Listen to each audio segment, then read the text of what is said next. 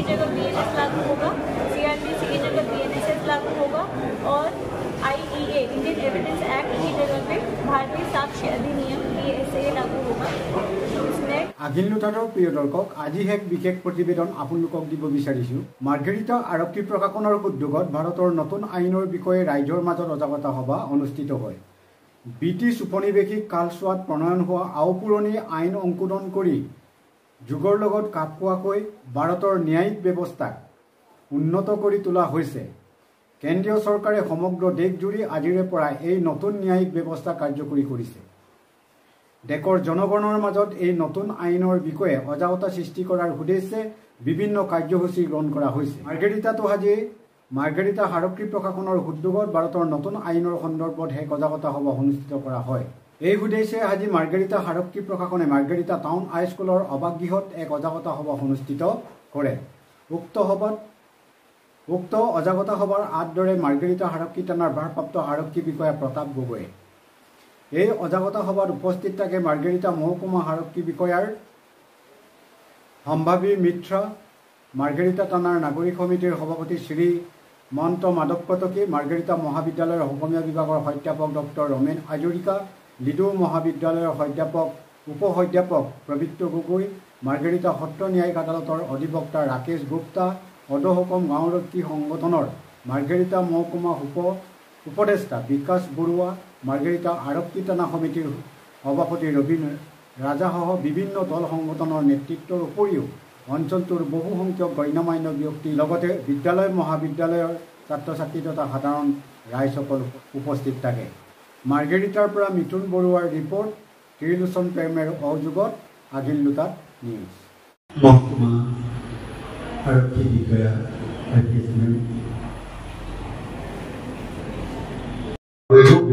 বাধ্যতামূলক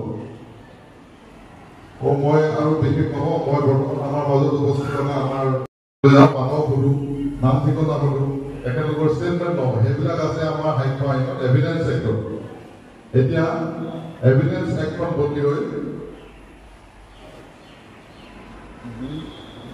কি আছে হিচাপে নামাকৃত হৈছে। আৰু এই নতুন যিখন আমাৰ BNS ভাৰতীয় ন্যায় সংহিতা, যিখন IPCৰ জেগাত BNS ল'ব, তাতে শিশু আৰু মহিলাক কেন্দ্ৰ কৰি বহুতখিনি আমাৰ সহজ কৰি দিছে।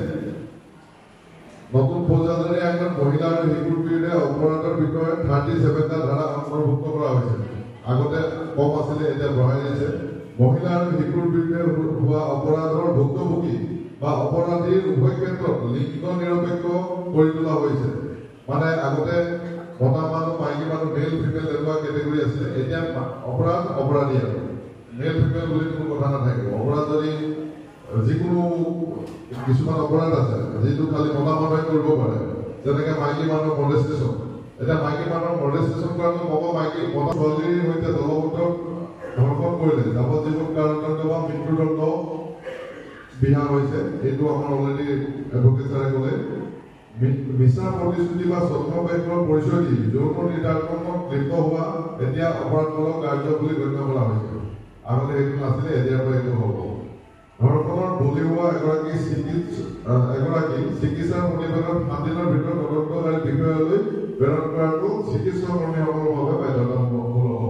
আমাৰ আপোনালোকে জানে, বহুতে ইয়াতে তাৰ কেছ মোকৰ্দমা কেতিয়াবা হৈছে, আমি মেডিকেল ৰিপৰ্টৰ কাৰণে ৰখিব লগা হয়, ফৰেনচিক ৰিপৰ্টৰ কাৰণে ৰখিব লগা হয়। কাৰণ কেলে সেইকেইটা ৰিপৰ্টৰ অবিহনে কোনো এটা কেছত আমি মহামান্য আদালতলৈ কেতিয়াও পঠিয়াব নোৱাৰোঁ। তো এইবিলাক বাধ্যতামূলক কৰিছে। আমাৰ মানে এনেকৈ কয় প্ৰিভেনশ্যন আৰু ডিটেকশ্যন। প্ৰিভেণ্ট কৰিব লাগে আৰু ডিটেক্ট কৰিব লাগে। যদি হ'বলৈ গৈ আছে হ'বলৈ দিব নালাগে, আৰু যদি হৈ গ'ল কেনেকুৱা কৰি সেই ঘটনাটোৰ আমি তথ্য উজাগৰ কৰি মহামান্য আদালত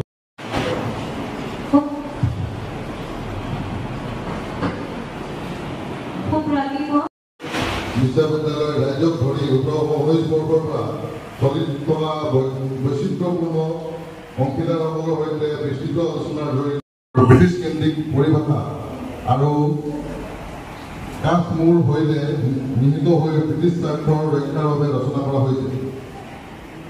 এই আইনগত পৰিৱৰ্তনসমূহে হোৱাৰ লগতে প্ৰকৃততে স্বাধীন ভাৰত গঢ়ি তোলাৰ প্ৰতীক হিচাপে পৰিগণিত অমৃতকালৰ উদয়ৰ ডক্টৰ ৰমেন হাজৰিকা ডাঙৰীয়া,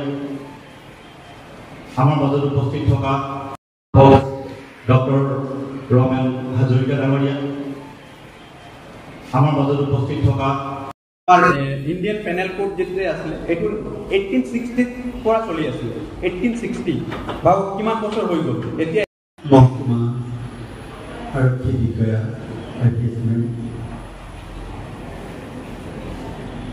অধিবক্তা মহোদয়, গাঁওৰক্ষী বাহিনীৰ বিষয়া, মোৰ জ্যেষ্ঠ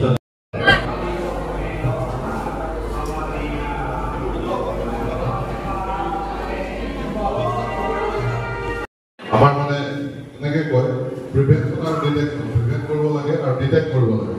যদি হ'বলৈ গৈ আছে হ'বলৈ দিব নালাগে, আৰু যদি হৈ গ'ল কেনেকুৱা কৰি সেই ঘটনাটোৰ আমি তথ্য উজাগৰ কৰি মহামান্য আদালত हो गए हैं। आईपीसी की जगह बीएनएस लागू होगा, सीआरपीसी की जगह बीएनएसएस लागू होगा और आईईए इंडियन एविडेंस एक्ट की जगह पे भारतीय साक्ष्य अधिनियम (BSA) लागू होगा। इस नए कानून में बहुत सारी अच्छे प्रावधान किए गए हैं, जिससे कि विक्टिम सेंट्रिक लॉ बनाया गया है और फ्यूचर सेंट्रिक लॉ बनाया गया है। यानी कि हम जो चीज़ों में हमारे यहाँ कमी थी, कुछ चीज़ों के कानून नहीं आए थे अभी तक, अब वो नए कानून लाए गए हैं। जैसे कि गैंग रेप के अपराध के लिए सज़ा बढ़ाई गई है, डेथ पेनल्टी जैसी, ऑर्गेनाइज्ड क्राइम, टेररिस्ट एक्ट जैसे नए सेक्शंस ऐड किए गए हैं। और इसके अलावा पुलिस को, कोर्ट को, सबको टाइमलाइंस दी गई है ताकि जल्दी से जल्दी हम जस्टिस इंश्योर कर पाएँ। तो ये बहुत ही अच्छे नए कानून हैं और हम सबको यही सूचना देना चाहते हैं कि आप लोग भी इसमें हमारा सहायता करें। सबके लिए ही नए हैं, तो अब ये अच्छे से हम अप्लाई कर रहे हैं।